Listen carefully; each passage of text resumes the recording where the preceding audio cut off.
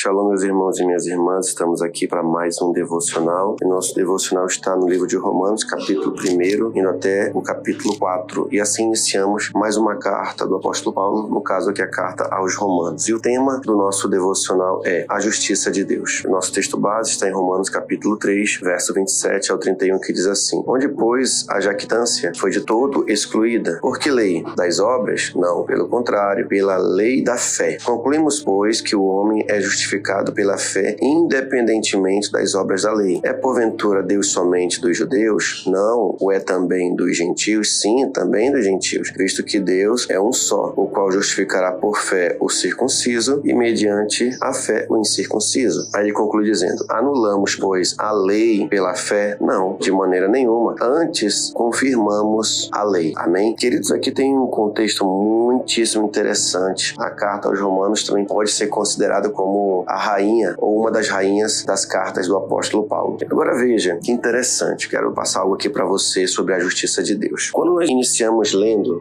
fazendo o início do livro de Romanos, nós vamos nos deparar com um tema importantíssimo para que nós venhamos entender o contexto da carta de Paulo. Eu não sei se você tem notado, mas eu tenho dado bastante ênfase ao contexto das cartas, porque quando eu tenho o contexto em mente, vai ficar mais fácil de compreender a mensagem do livro. Amém? Então, a carta de Paulo aos Romanos, ela nos traz um contexto bem interessante. Eu vou me prender aqui apenas ao capítulo 1, ao capítulo 4, de 1 ao 4. Vou tentar aqui ser bastante claro aqui no que eu vou trazer para você. Olha só, como eu disse, o contexto aqui, nessas partes iniciais do capítulo, ela está tratando sobre a justiça de Deus no que diz respeito à salvação dos homens, ok? Essa carta, que foi direcionada à igreja em Roma, ela tem o propósito de unir uma divisão que estava acontecendo entre os judeus crentes e os gentios crentes. Quando eu falo gentio, eu estou me referindo àqueles que não eram judeus, tá bom? Então, o que acontecia? Havia muitas dúvidas com relação a vários assuntos. E o assunto aqui que vai ser debatido entre eles, ali que estava sendo debatido entre eles, era a questão de como Deus justifica o homem. E havia aqueles, muito parecido com o que acontecia lá em Gálatas, que buscavam a justificação meramente pelas obras da lei. E havia aqueles que achavam que a lei não servia para nada mais. Então, Paulo, ele vem equilibrar as coisas, de tal forma que nem a lei em si, ela vai ser um canal de salvação, como também desprezar a lei não conduz ninguém à salvação. Conseguiu compreender? Vou repetir para você. Tanto a lei em si, ela não justifica, como também desprezar a lei também não justifica o homem. Então, Paulo, ele começa tratando, mostrando que o verdadeiro problema do homem é o pecado. E o que vai justificar o homem desse pecado é a promessa que havia sido feita lá atrás, na própria lei, de que Deus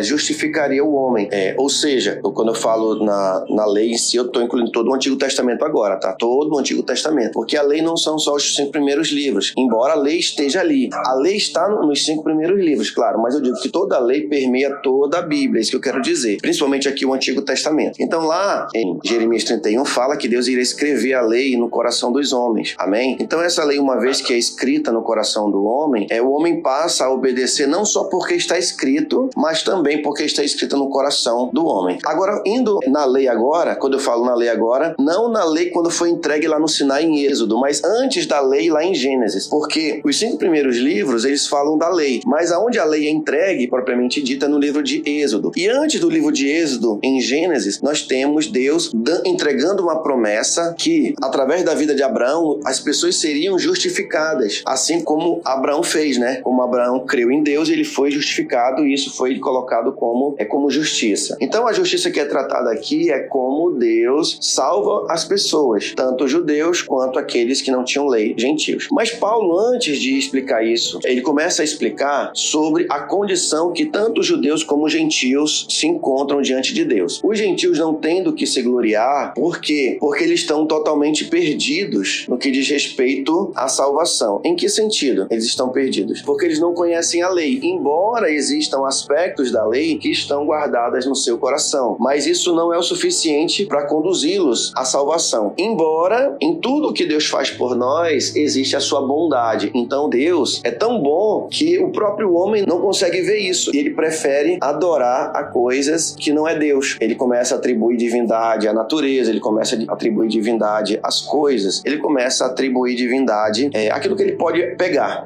Pois bem, isso é a condição que o gentio está. Inclusive, ele fala que o gentio que não conhecia Deus, ele vivia em prática práticas horrendas na área sexual, diz que homem com homem, mulher com mulher, cometendo, diz Paulo, torpezas, né? Torpeza é algo que não é agradável a Deus, né? Torpeza é viver de um modo leviano, é viver de um modo carnal, podemos dizer assim, né? Cometendo coisas horrendas. É como alguém que está bêbado e começa a fazer coisas que ele não consegue ter ciência. O homem sem Deus, ele está assim, entorpecido, embriagado pelo pecado. Ele faz coisas que ele não tem discernimento. E quando Jesus vem, ele vai tirar esse estado de embriaguez do pecado do homem, e o homem começa a enxergar de forma clara. Então essa é a condição do gentio, mostrando que ele está numa grosseria de pecado tão grande, né, que ele vai cometer, como eu disse, pecados na área sexual e pecados na área da idolatria. Agora, quando vai para o lado do judeu, ainda que ele tenha lei, e a lei foi dada para que eles pudessem ser referência nessa geração, eles não obedeceram à lei. Acabaram sendo o quê? Transgressores. Acabaram, pelos seus pecados, né,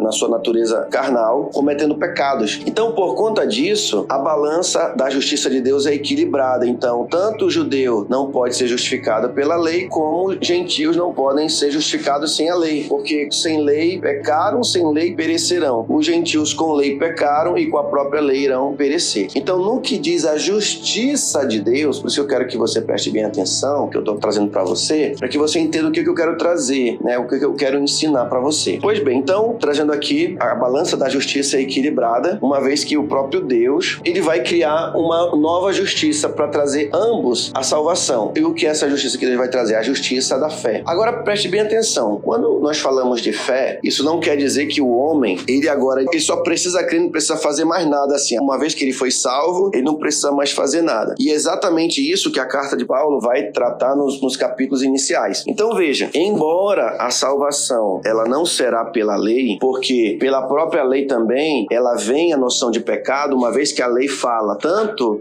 daquilo que o homem deve fazer como aquilo que ele não deve fazer. E uma vez que ele quebra isso, ele vai se mergulhar em pecados. E uma vez que ele está preso à lei para ser justificado, a lei vai trazer ele o quê? Vai trazer para ele o quê? A consciência também, e vai também mostrar onde eles estão falhando. Então é mais ou menos assim, Deus falando assim, poxa, se vocês querem ser justificados pela lei, mas a lei nunca foi dada para justificar o homem. Ela foi dada como alguém que te conduziria para uma justiça maior. Agora, se você está buscando ser justificado pela lei, o que vai acontecer? A lei também vai trazer a consciência de pecado. E uma hora que ela traz a consciência de pecado, vai demonstrar suas falhas. E se você está buscando justificação por ela, logo ela mesma vai te condenar. Então, por isso que a justiça não poderia ter vindo pela lei. Pois bem, só que tem um detalhe. Embora eu não sou justificado pela lei, e sim pela fé, uma vez que eu tenho fé, eu sou conduzido a acreditar. Amém? Nos propósitos de Deus. E uma vez que eu sou levado a acreditar nos propósitos de Deus, eu vou ser levado também à obediência. E uma vez que eu sou levado à obediência, eu sou levado a fazer obras. Agora, a diferença é que as obras que eu faço agora que estou salvo, não é para alcançar a salvação, porque eu já estou salvo, mas é para comprovar a minha fé. E aqui que eu já vou parando essa mensagem, para não ficar muito longa, que é o seguinte, por que eu me preocupo muito em frisar a questão da lei? Não sei se alguns têm percebido isso, talvez alguns tenham até se incomodado achando que eu estou tentando pregar a lei, e não é isso que eu estou fazendo. Mas veja só o que eu quero dizer para você. Eu me preocupo com a seguinte coisa, como aconteceu aqui no livro, está acontecendo no livro aqui aos Romanos. Uma pessoa que entende a graça de Deus, ela pode erroneamente ser falada, uma pessoa que aceitou a graça de Deus, né, a salvação pela fé, aceitou a graça de Deus pela fé. Pois bem, o que pode acontecer com essa pessoa? Ela pode sutilmente banalizar as boas obras, porque quando alguém realmente é salvo pela fé, ou melhor, é salvo pela graça mediante a fé, ela vai ter obras. Não tem como ela não ter obras. E é aqui que mora a minha preocupação, de nós sutilmente começarmos a achar que pelo fato de eu ser salvo, eu não devo fazer mais nada. E aí talvez, no fundo, a pessoa está se enganando e na verdade ela vai acabar não alcançando a salvação.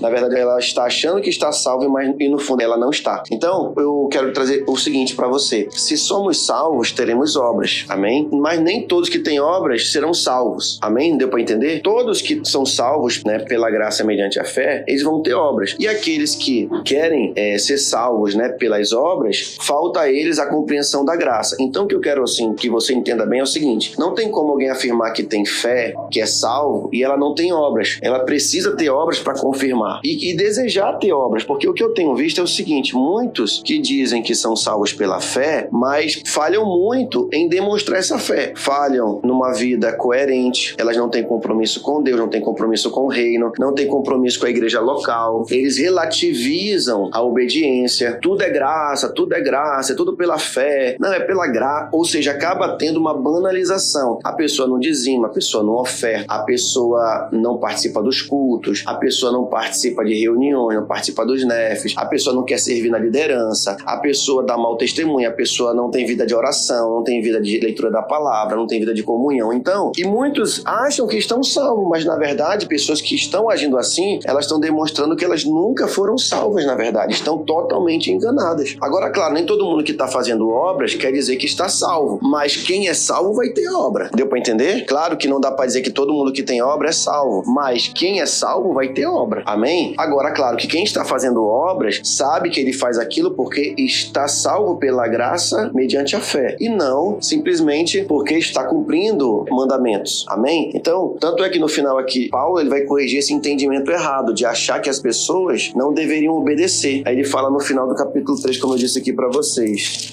Ele fala, anulamos a lei pela fé, aqui no capítulo 3, versículo 31. Anulamos a lei pela fé? Não, de maneira nenhuma. Antes confirmamos a lei. Então, Paulo também está corrigindo esse entendimento de alguém que está desprezando a lei, que ela não serve para nada. Paulo, epa, negativo. Nós confirmamos a lei. A lei não, de forma resumida falando aqui, a lei não vai salvar. Mas se você é salvo, você vai seguir princípios da lei. Porque como eu disse para vocês, se você dizima, é princípio da lei. Se você obedece pai e mãe, é princípio da lei. Se você é alguém fiel, é princípio da lei. Se você vigia a sua alimentação, é princípio da lei. Se você anda em amor, são princípios da lei. Amém? Se você guarda dias para celebrar e adorar a Deus, você está guardando princípios da lei. Então a lei não tem como ser anulada. Paulo não está ensinando uma anulação da lei. O que ele está dizendo é que a justificação não vem pela lei. Amém, queridos? Então, essa é a palavra de hoje, né? A justiça de Deus. Amém? Que eu e você possamos estar todos os dias nesta justiça, de uma vida equilibrada, de alguém que sabe que é salvo em Cristo Jesus pela fé, pela graça mediante a fé. Não merecemos nada, mas se somos salvos pela gratidão que temos a Deus, vamos ser pessoas coerentes e vamos andar nos princípios da lei de Deus. Que Deus te abençoe e me abençoe em nome de Jesus Cristo.